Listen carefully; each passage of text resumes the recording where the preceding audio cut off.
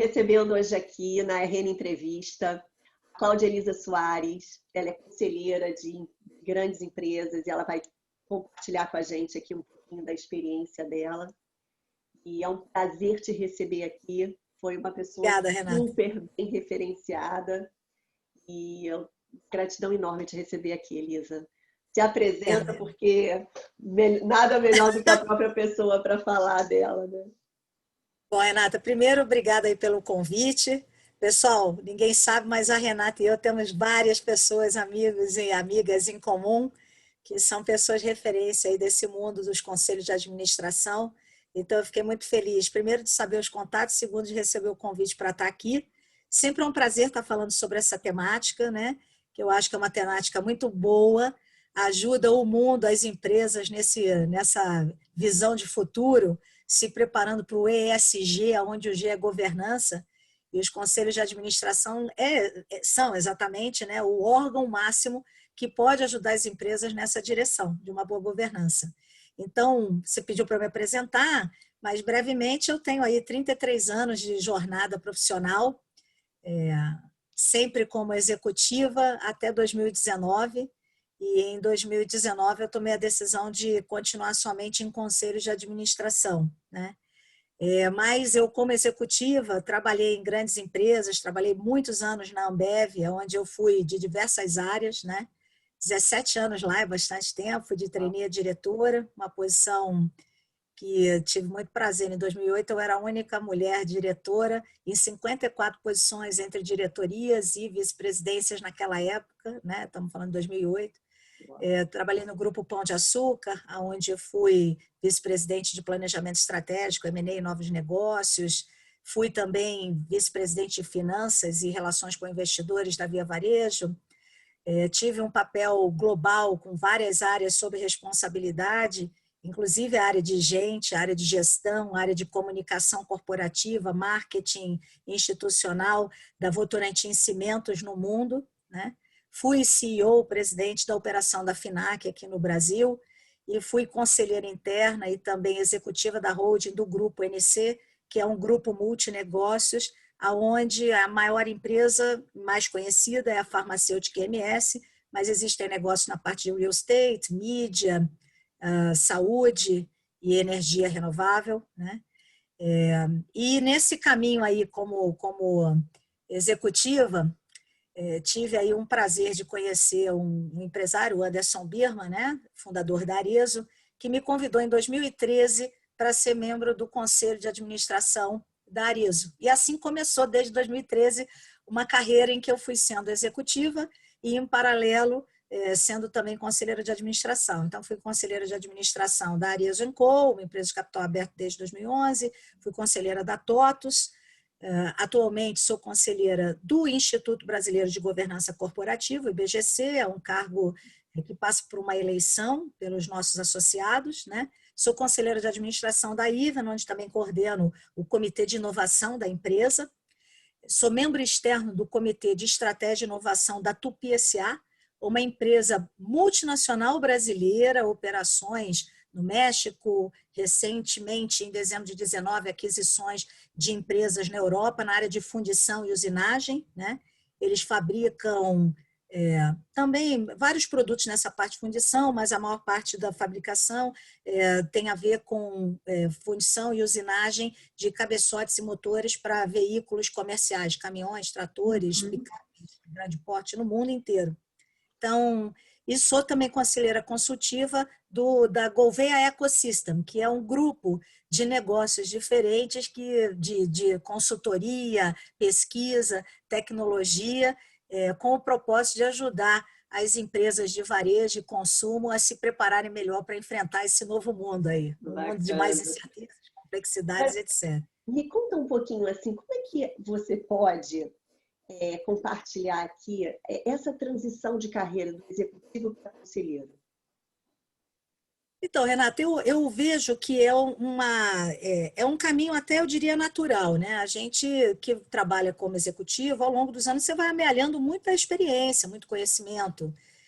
Quando você continua como executivo, e eu acho que é uma excelente escolha quem decide fazer isso, você está colocando essa experiência, esse conhecimento digamos assim, à disposição de uma única empresa. Quando você acaba tomando uma decisão, não, eu quero ir para conselho de administração, você está dizendo, né, poxa, eu quero colocar o que eu tenho de expertise, etc., à disposição de mais empresas, né? Então, eu vejo que essa foi, por exemplo, uma decisão que eu tomei. E a verdade, eu brinco que toda profissão tem um cacuete, né? O jornalista, o advogado, todo mundo tem o seu jeitinho de ser. O cacuete do executivo é um cacuete meio assim, alguém falou um problema, você já quer partir para a resposta, para a solução, né? Uhum. E o do conselheiro é um pouco diferente, tem que ser um cacuete de ouvir muito atentamente, não necessariamente reagir pelo fígado, né? Ter aquela coisa do ouvir mesmo, para fazer uma boa pergunta. E nessa interação no conselho, a partir de perguntas, você conseguir direcionar ou inspirar o management, né? O time de gestão, o time de alta liderança da empresa, na direção, digamos assim, correta, direção que traga a sustentabilidade do negócio, a visão de longo prazo, né? A existência, a longevidade da empresa, né? Então, eu diria que, assim, no meu caso, foi uma transição que eu quis fazer porque queria realmente estar lidando com diferentes negócios, diferentes empresas, e também porque eu vejo que, assim, sempre recebi feedback de que eu era uma pessoa que sabia fazer boas perguntas, né? Embora a gente, para fazer melhores perguntas, a gente tenha que conhecer muito, né? E talvez esse seja uma das maiores dicotomias, né? Na função de um conselheiro de administração, porque a gente não está lá dentro do negócio no dia a dia como a gestão, né? Como time de gestão. Mas a gente tem que conseguir ter um certo nível de aprofundamento para a gente conseguir fazer boas perguntas. Por isso que nesse mundo de conselhos de administração, o que a gente vê na escolha dos conselheiros, muitas empresas buscando alguém, ou que seja do setor, ou que tenha realmente uma função especialista que a pessoa domine, né? Eu diria que nos tempos atuais, só ter uma especialidade eu acho que é até pouco, né? Porque já houve momentos das empresas terem conselhos grandes, eu vejo um movimento das empresas terem conselhos talvez um pouco mais enxutos, 5, 6, 7 membros, né? Algumas têm mais, mas eu vejo que esse movimento é um movimento que tem ocorrido nas empresas de capital aberto, que a maioria da minha experiência são empresas de capital aberto, né? E então, já que vai ter menos pessoas, você tem que ter no conselho pessoas que tenham uma, duas áreas ou três de expertise para conseguir falar, né? Uhum.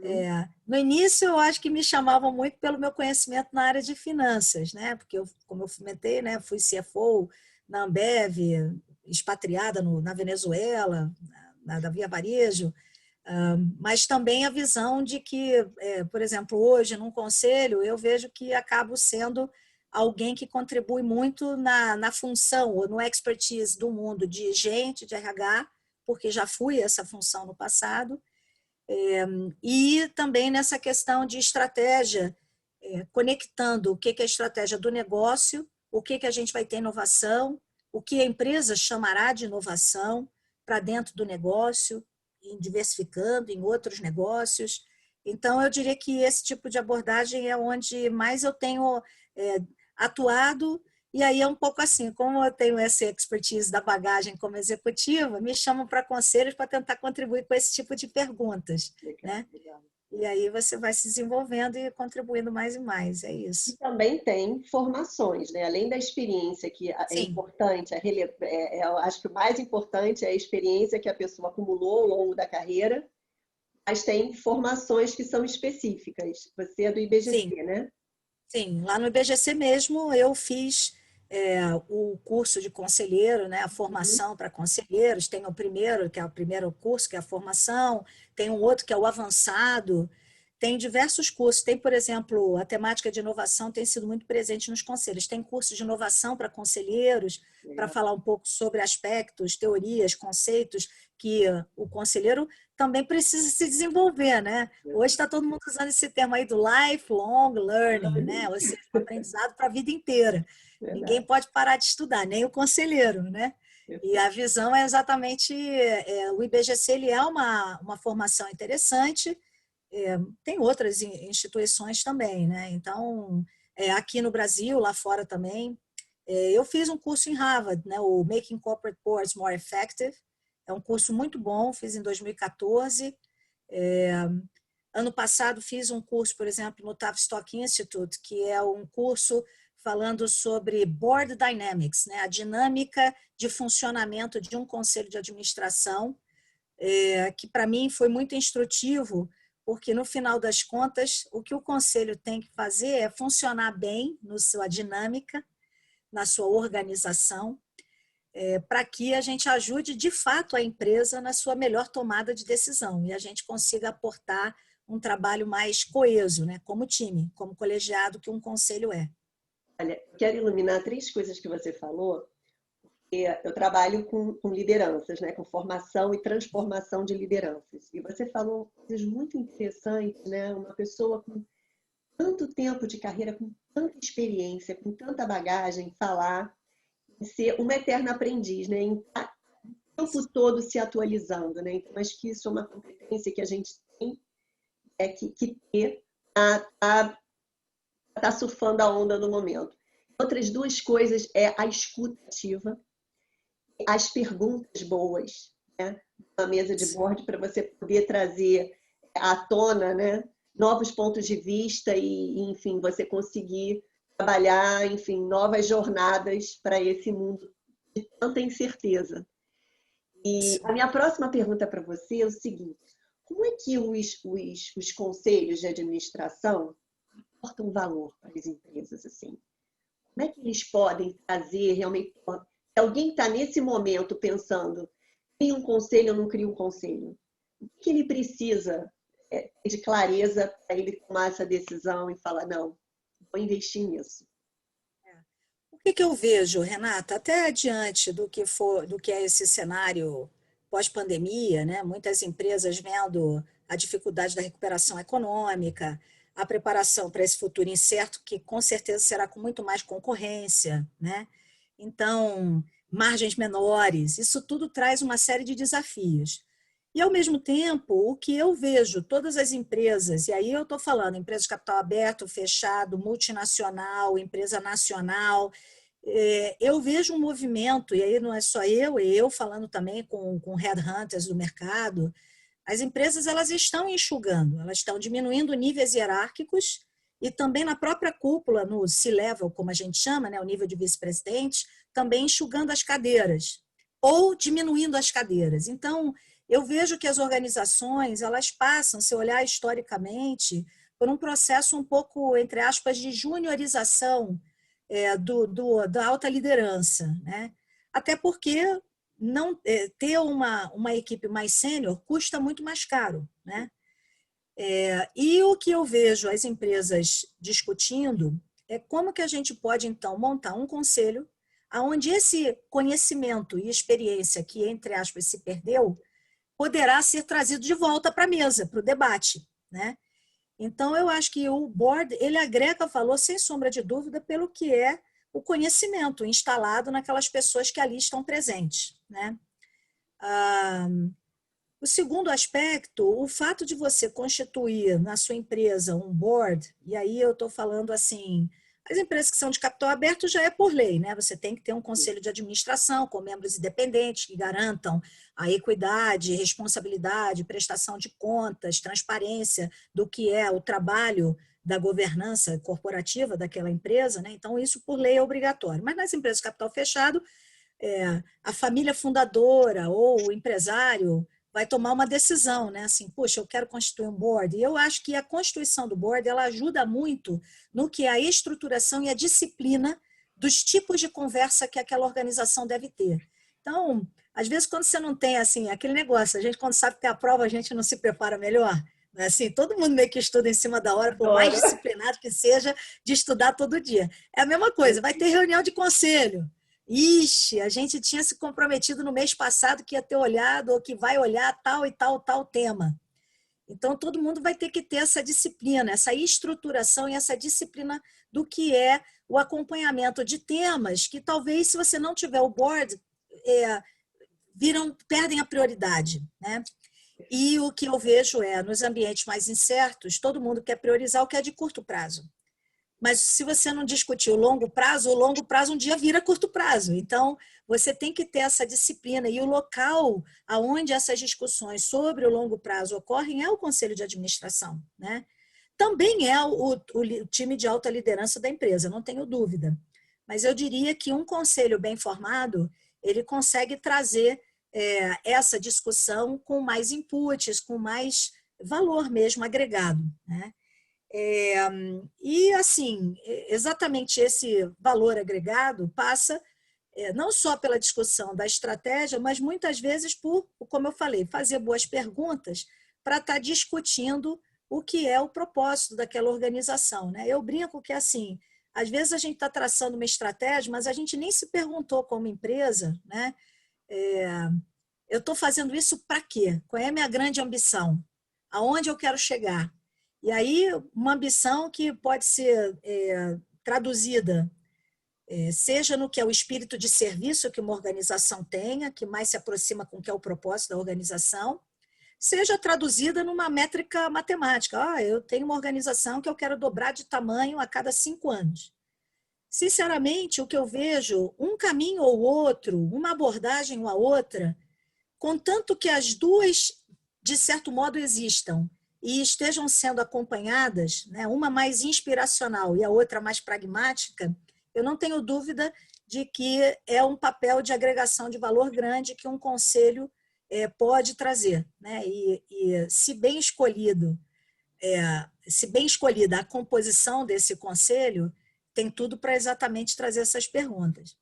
Se eu pudesse, então, resumir, assim, eu acho que a organização, ela para decidir também se quer ter um conselho, ela tem que fazer a pergunta assim, esse conselho que eu vou criar, o que eu espero dele, que tipo de input? Porque dependendo da maturidade da organização, você tem um conselho com uma composição que vai ajudar a responder aquelas perguntas. Então, esse momento de pandemia trouxe muitas empresas que não tinham, às vezes, um conselho formado e correram para formar, né? A gente escuta muito desses casos lá no IBGC, empresas familiares, normalmente, e foram atrás de ajuda, né?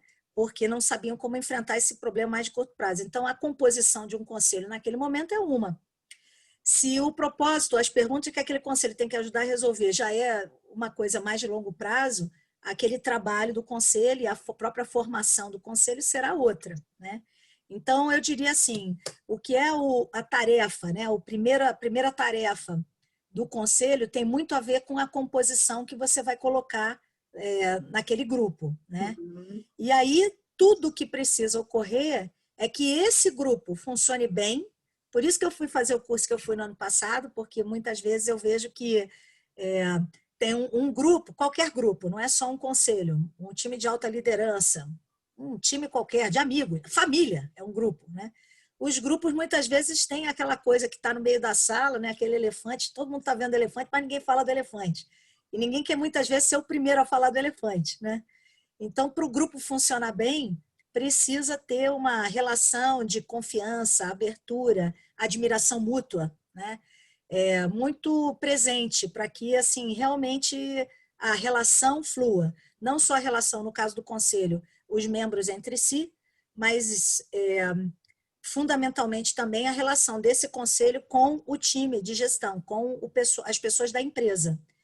Porque aí você vai ter uma relação bem positiva para o futuro. Aliás, nesse quesito, eu acho que a pandemia ajudou muito, porque as empresas que já tinham conselho, tudo que a gente ouve e lê, é que houve uma aproximação muito grande do conselho em relação à empresa, né? Aproximação essa que eu acho que, eu diria assim, essa relação de confiança, tudo que eu espero é que isso não se perca. O que não pode confundir é o que é o papel do conselho e o papel da gestão. Isso não pode separar, porque todo mundo que está no conselho um dia foi executivo, e aquele bichinho que eu falei do cacuete, né, fica lá. Então, você não pode deixar isso te tomar de volta. Fora que todo mundo gosta de sentir que ajuda o outro. Então, Você é está falando, isso. queria também sublinhar uma coisa assim, que você está falando é de conexão, né? Acho que a gente tem falando de liderança, né, trazendo para o meu público, assim, a questão da liderança começa com a nossa conexão conosco, nossa conexão com o outro e nossa Sim, conexão com um sistema maior do que a gente. Né? Eu sim, acho que quando você traz esse aspecto que foi essa pandemia trouxe uma situação planetária e que realmente sensibilizou a todo mundo. Nesse sim, momento as pessoas ficam mais solidárias e ficam mais sim, colaborativas, né? Eu também espero que isso não se perca. Trouxe uma aproximação e eu acho que uma colaboração, a gente está experimentando isso. Nesse mundo ágil, sem colaboração, a gente não vai rápido. A gente não consegue acompanhar o ritmo. Eu acho que essa coisa é cada um com sua responsabilização. E, e não centrado em si mesmo, mas centrado num propósito. Eu acho que o propósito empresarial, que é alguma coisa que dissemina significado de forma mais ampla, né? Eu acho que inspira a ação. Sabe? E é sim. na ação que a gente concretiza e realiza. Então, é bacana ver uma pessoa com essa mentalidade, com esse poder de influência que você tem, e, e você, assim, que Deus te abençoe para que você consiga fazer e realizar coisas boas e fazer essa qualidade de conexão. Sabe? A gente que acordou e despertou e que integrou isso, a gente pode acordar como um despertador outros também, né? Para a gente Você viajar. sabe, Renata, muito interessante isso que você está falando. Eu acho que eu falei aqui de grupos, né? Mas no final das contas, você não pode falar de grupos sem falar de cada um dos indivíduos no grupo. E aí, eu tive a oportunidade de ser entrevistada em algumas lives, onde fui perguntada, né? Pô, o que que eu imagino que seja as características principais do executivo, conselheiro para o futuro, né? Então, eu gosto de falar sobre a visão de pensamento crítico, sistêmico, a visão de comunicação empática, que é você falar bem, você ouvir bem. Mas no final tem três características que eu gosto muito de falar que precisa ter nas pessoas, é essa eterna busca do autoconhecimento, que tem a ver com... hoje eu vejo que a gente fala bastante disso, né? Mas, por exemplo, há 15 anos atrás, quando eu comecei a ser uma pessoa muito interessada nessa questão de autoconhecimento, ninguém falava sobre isso. Então, eu acho que assim, as pessoas que vão estar bem para adiante são as pessoas que têm o conhecimento próprio, né?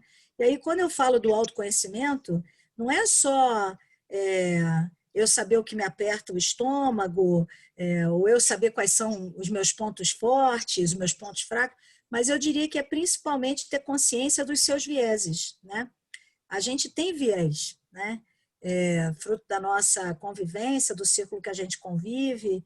Então, eu diria que esse autoconhecimento é algo que ajuda muito num processo de abertura para a comunicação e para a própria transparência nas relações.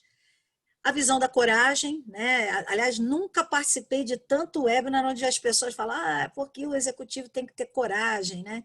O executivo, o conselheiro também, né? E para mim essa coragem passa por essa coisa mesmo, de dizer o que pensa e enfrentar talvez um pouco do que hoje a gente tem escutado aí dessa cultura de cancelamento, né? Assim, parece que as pessoas não necessariamente querem se posicionar, né? E eu tenho muita preocupação com relação a isso, porque o mundo está mais difícil, todo mundo tem conta para pagar, e aí eu vejo que muitas pessoas começam um pouco assim, de ir tocando a vida e meio que sentindo para onde o barco vai, mas não necessariamente colocando de peito aberto o que pensam, sem querer se arriscar. E eu acho que a coragem, ela é aí, junto com essa visão do autoconhecimento, muito importante. E, inevitavelmente, a visão da resiliência, né? Porque a resiliência e a flexibilidade numa rápida reação, porque vai ter erro, vai ter algo que a gente vai ver que não vai dar certo, que o executivo vai errar, ou a empresa vai errar, e aí eu diria que essa característica individual, ela ajuda nas conversas em grupo e ajudará os grupos também a apoiarem, os grupos apoiarem melhor as empresas para o que é essa preparação para o futuro. Acho que a única armadilha aí, eu entendo a coragem, perfeito, coragem, porque a gente está entrando num momento em que estamos falando de inovação, inovação implícita experimentação, Sim, experimentação está implícito erro, e às vezes um erro, que é o impacto financeiro, o impacto de imagem, os impactos, se acontecem, podem ser realmente importantes. Então, assim, a coragem faz parte. A resiliência, eu entendo também que sim, porque está todo mundo sob pressão, ainda mais agora nesse momento. Mas tem uma qualidade que eu acho muito importante e que só com o autoconhecimento que a gente consegue chegar nela, que é a integridade. É a gente ser honesto conosco, sabe? A gente entender que eu estou com uma atenção tendenciosa ao meu ponto de vista, ao ter razão, mais do que em resolver, sabe? Ou tá perseguindo interesses próprios, do seu próprio bônus, né? O que é melhor para a empresa? Colocar o seu interesse na frente do interesse da empresa. Eu acho que esse é o desafio de vocês que são conselheiras. Dar diretrizes estratégicas onde as pessoas despertem uma consciência onde maior é que é sustentável, que é longevo, é que a gente pode falar? Longevo, longevo. Longevo, né? E eu acho que por isso que eu acho que o autoconhecimento traz para a gente essa qualidade de ser humano, entrar num game desse, com esse olhar mais coletivo, com uma meta mais ampla do que a nossa própria meta. Se divertir com isso. Eu adorei. Isso que você está falando é, assim, para mim, música nos ouvidos é o que eu acredito. Por exemplo, no IBGC, né, sendo um instituto de governança, né, é exatamente o que a gente mais fala, essa visão da integridade, né? Mas normalmente a gente fala, parece algo fora, mas a integridade é uma coisa tão simples quanto até a gente se posicionar, brigar pelo que é do negócio, né? Na verdade, são as ações que refletem o que a pessoa tem de integridade, né? E isso é o que a pessoa tem que estar consciente. Aliás, eu recebo muito contato de pessoas que estão pensando nessa transição de executivo para conselheiro, né? Uhum. E uma das coisas que, embora eu não tenha falado isso lá na sua pergunta sobre essa transição, foi uma transição que eu quis, mas eu tenho consciência que a posição do conselheiro, ela talvez tenha que ser de maior independência de todos os lugares, né? Então, eu tenho sempre preocupação quando eu vejo pessoas que migram para essa carreira sem ter, digamos assim, uma situação financeira, diria, cômoda, e a pessoa fica assim, não, eu não posso perder esse conselho, porque eu dependo desse salário para sobreviver. Então, isso, por exemplo, é algo que eu vejo que não pode ocorrer, porque normalmente quando você fica pensando nisso, você então vai se calar em alguns potenciais momentos de conflito, em algum momento que você tenha que se posicionar contra uma decisão, porque ela não é totalmente pró-empresa ou que traz uma equidade para todos os acionistas daquela empresa. Uhum. Não considera todos os aspectos que deveria. Então, eu acho que a integridade é isso. Quando eu falei de coragem, para mim, a integridade ela está ali dentro disso. Mas eu concordo com você que também está no âmbito do autoconhecimento, e por isso eu comentei também dos vieses, né? Uma agenda é um viés, né? Isso tem que ser tirado da equação, porque a agenda existente tem que ser o que é o melhor para o negócio, para a empresa, As na agendas manutenção da ocultas, sua né? atividade como As negócio. agendas ocultas. Muito legal. Agora, vamos falar um pouquinho de diversidade, né? Como que esse tema essa temática tem aparecido aí nas mesas do board? Não é de agora, mas eu diria que de 6 anos para cá, a gente tem visto esse tema aparecer mais amplamente na escolha da composição do conselho. Num primeiro momento, eu diria, veio muito a questão de mulheres em conselho. Eu mesma faço parte de um grupo de mulheres em conselho, que é o WCD, Women Corporate Directors, uma associação global que congrega no Brasil mulheres conselheiras, né?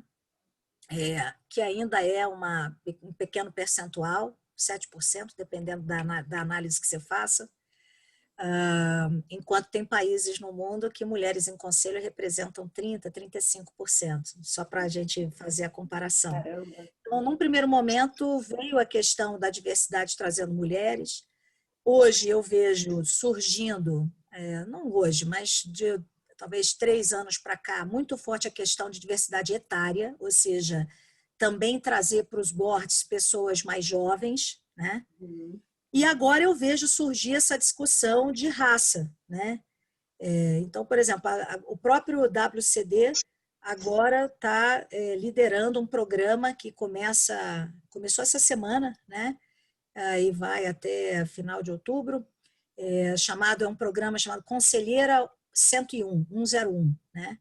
E é um grupo de mulheres negras que se reuniram e o WCD, né, está alavancando conhecimento, interação, né, networking dessas moças, né, dessas mulheres com pessoas do mundo de conselhos, né? Então eu vejo assim, as iniciativas existem e, a meu ver, Renata, essa discussão da diversidade, ela é cabível, mas ser mulheres ou mais jovens, negros ou negras, isso tudo é uma proxy, né, para você tentar fazer o quê? Você tentar fazer um colegiado, um conselho, ter mais opiniões diferentes, ter maior diversidade cognitiva, né? Então, por isso a diversidade surgiu, porque senão você fica um conselho que tem o que em inglês eles chamam group thinking, né? Uma coisa é você ter um pensamento único, a outra coisa é você discutir em grupo, né?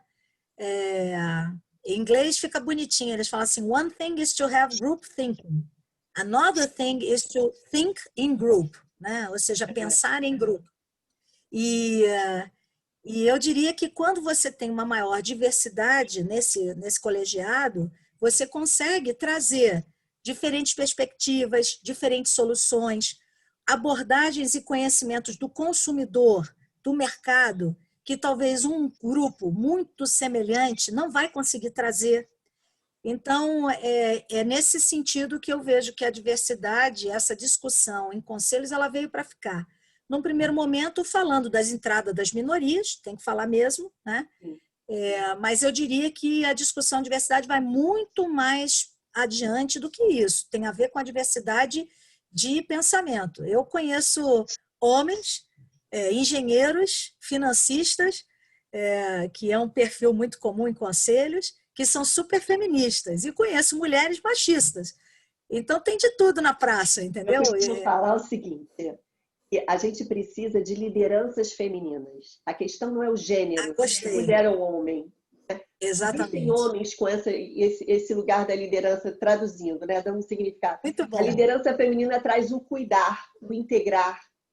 Isso. E a gente vê em muitas mulheres essa pegada do trabalho, do explorar, né, que é o que aconteceu no planeta. Você vê que no momento em que a gente deu uma pausa, né, e os índices de poluição caíram porque a gente começou a ter que ficar mais em casa, a rever os nossos hábitos de consumo, os nossos deslocamentos. Então, assim, a mãe natureza gritou. E eu acho que isso também é um despertar para a gente.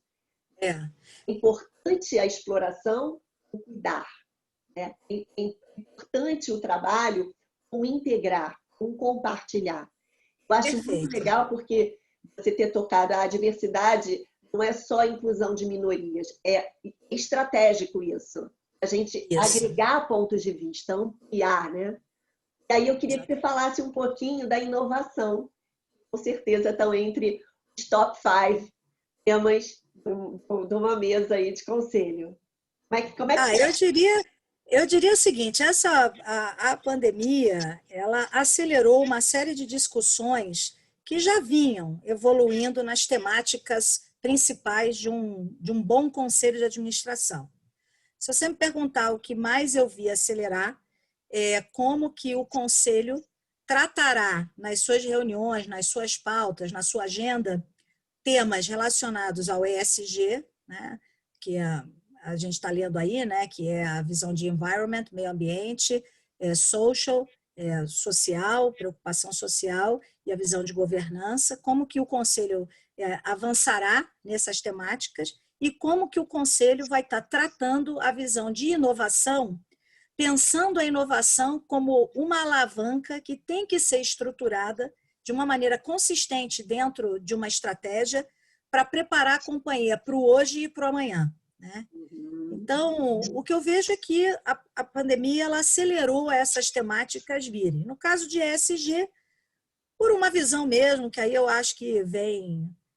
Eu acho muito marcante o trabalho do World Economic Forum, quando começou já há 50 anos se reunir, e no ano passado houve tal do Business Roundtable, assinando aquela carta dos CEOs se comprometendo com temáticas para o futuro, realizações, indicadores para o futuro.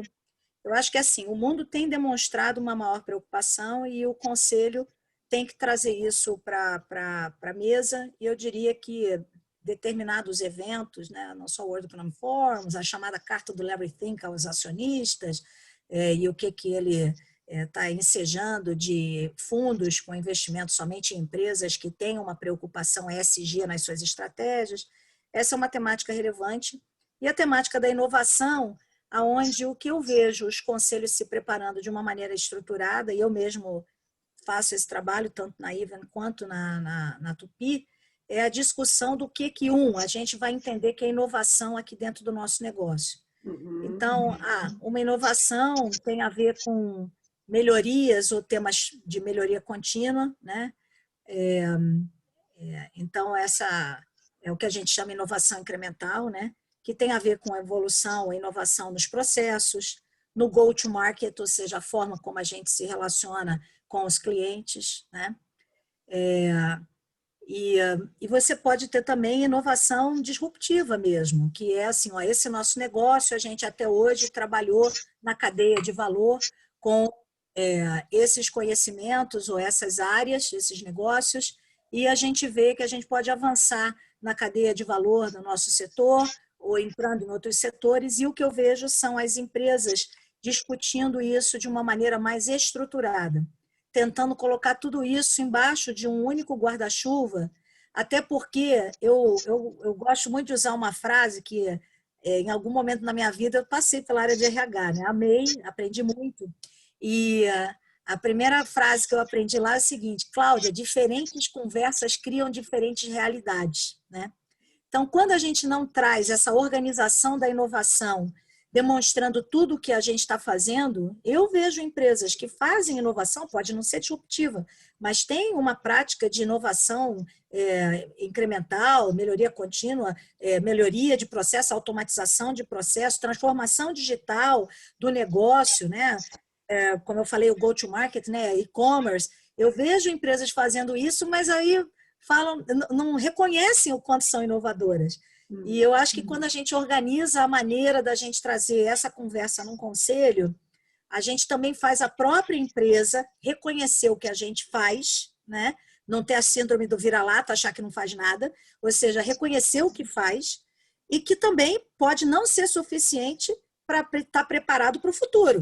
E aí vai ter que fazer mais. Tudo bem, mas pelo menos ela sabe onde está, a empresa sabe onde está e fica mais consciente para onde vai. Eu vejo que essas duas temáticas, ESG e inovação, são temáticas relevantes que o Conselho de Administração pode ajudar a empresa. E gosto muito delas estarem amplamente, assim, como se fosse assim, eu sou o Conselho ser o embaixador desses dois temas, porque inevitavelmente são temáticas que mexem na decisão, às vezes, de rentabilidade almejada pelo negócio, né? E o que a gente vai fazer de investimentos que pode não ser para o curto, mas é para o longo prazo. Usualmente, se você deixa esse tipo de discussão só na mão do time de alta liderança, não necessariamente a pessoa vai conseguir fazer o que você falou aí, da tomada de decisão sem a agenda própria. Por quê? Porque um time de liderança tem a sua remuneração atrelada a indicadores que, via de regra, tem a ver com curto prazo, não tem a ver com longo prazo.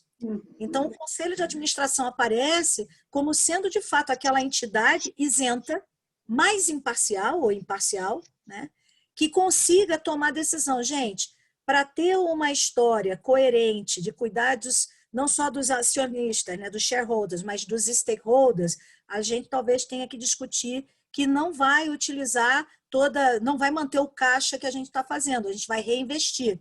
E a gente vê companhias anunciando isso, a Amazon anunciando que vai reinvestir do lucro, a Natura, o quanto vai reinvestir. Então, estou falando assim de notícias recentes que a gente leu, e o conselho de administração é que toma esse tipo de decisão, ou capitaneia esse tipo de decisão. Na visão de inovação, a mesma coisa. Muitas empresas tomando decisão, posso nomear aqui várias, de ter um lab, ou ter uma área de inteligência ou de inovação apartada, que, para ela surgir, algum dinheiro vai ter que ser investido ali, ou em parcerias, ou em aquisição de empresas que no curto prazo não vão dar lucro, resultado, pode até ser que não dê nunca, quebre, e não seja uma startup que vá adiante, mas o conselho tem que tomar uma decisão. Não, gente, esse capital a gente vai alocar aqui, porque a gente quer ver isso e adiante.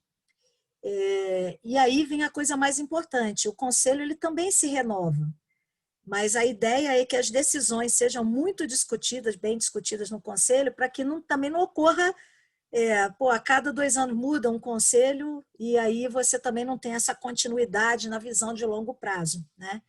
Então, isso eu acho que são cuidados muito relevantes, importantes, e que eu vejo que é um papel bacana que o Conselho ganhou com destaque nesse momento pós-pandemia, onde essa incerteza para o futuro está muito maior.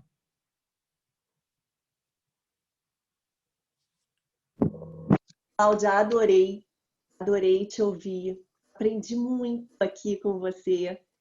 Agradeço aí o teu tempo, esse compartilhar aí que foi tão rico no nosso canal. Pessoal, essa entrevista vai ficar gravada no canal do Renata Nigri, junto com outras entrevistas dentro dessa temática de governança corporativa, uma playlist onde eles trazem esse ponto de vista com relação à nova economia, a era digital e da inovação, e como os conselhos de administração vêm para agregar valor aí, enfim, as novas jornadas, né, e os novos direcionamentos estratégicos que as empresas vão ter que ter aí para serem sustentáveis.